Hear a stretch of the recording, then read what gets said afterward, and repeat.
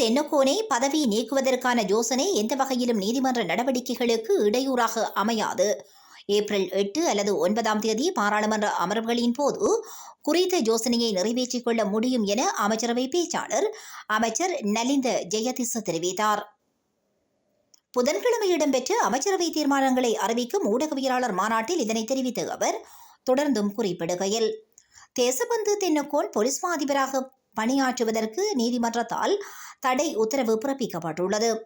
2002ஆம் ஆண்டு 5ஆம் இலக்க அதிகாரிகளை பதவி நீக்க சட்ட ஏற்பாடுகளுக்கமைய சட்டமா அதிபர் மற்றும் போலீஸ் மா அதிபரை பதவி நீக்கும் வழிமுறைகளையே அரசாங்கம் பின்பற்றுகிறது.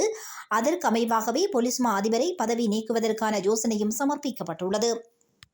அதற்கமைய 75க்கும் அதிகமான பாராளுமன்ற உறுப்பினர்களால் கையெழுத்திடப்பட்டு சபாநாயகரிடம் யோசனை சமர்ப்பிக்கப்பட வேண்டும். அதற்கமைய 115 பாராளுமன்ற உறுப்பினரால் கையெழுத்திடப்பட்ட யோசனை சபாநாயகரிடம் கையளிக்கப்பட்டுள்ளது. அடுத்த கட்டமாக இந்த யோசனை பாராளுமன்ற ஒழுங்கு பத்திரத்தில் உள்வாங்கப்படும். அதனை அடுத்து 5 நாட்களின் பின்னர் பாராளுமன்ற நிகழ்ச்சி நிரலுக்குள் உள்வாங்கப்படும். அதற்கமைய அடுத்த பாராளுமன்ற அமர்வு இடம்பெறவுள்ள நாளை அண்மித்த நாளில், அதாவது ஏப்ரல் 8 அல்லது 9ஆம் தேதி தேசபந்து தென்னக்கோனை பதவி நீக்கும் யோசனை பாராளுமன்றத்தில் நிறைவேற்றப்படும்.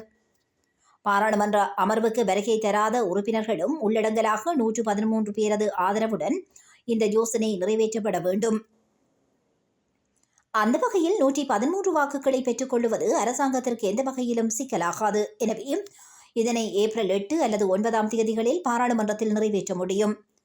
இவ்வாறு இந்த யோசனை பாராளுமன்றத்தில் நிறைவேற்றப்பட்டதை அடுத்து 3 அடங்கிய ஒழுக்காற்று விசாரணை குழு ஒன்று நியமிக்கப்படும். பிரதமர் நீதியரசரால் நியமிக்கப்படும் உயர் நீதிமன்ற நீதியரசர் ஒருவரின் தலைமையின் கீழ் போலீஸ் ஆணைக்குழுவின் தலைவர், பிரதமர் மற்றும் எதிர்க்கட்சித் தலைவர் ஆகியோரின் இணக்கப்பாட்டுடன் நியமிக்கப்படும் நிர்வாக அறிவுடைய அதிகாரி ஆகியோர் நியமிக்கப்படுவர். இந்த விசாரணை குழுவினால் சமர்ப்பிக்கப்படும் அறிக்கை சபாநாயகரிடம் சமர்ப்பிக்கப்பட்டதன் பின்னர் பதவி நீக்கும் யோசனையை பாராளுமன்றத்தில் சமர்ப்பித்து 113 அல்லது அதற்கு மேற்பட்ட உறுப்பினர்களின் ஆதரவுடன் அதனை நிறைவேற்ற முடியும். இந்த நடைமுறையையே அரசாங்கம் பின்பற்றி வருகிறது. பாராளுமன்றத்தின் இந்த நடைமுறை எந்த வகையிலும் நீதிமன்ற செயல்பாடுகளுக்கு இடையூறாக அமையாது என்றும் அவர் தெரிவித்தார்.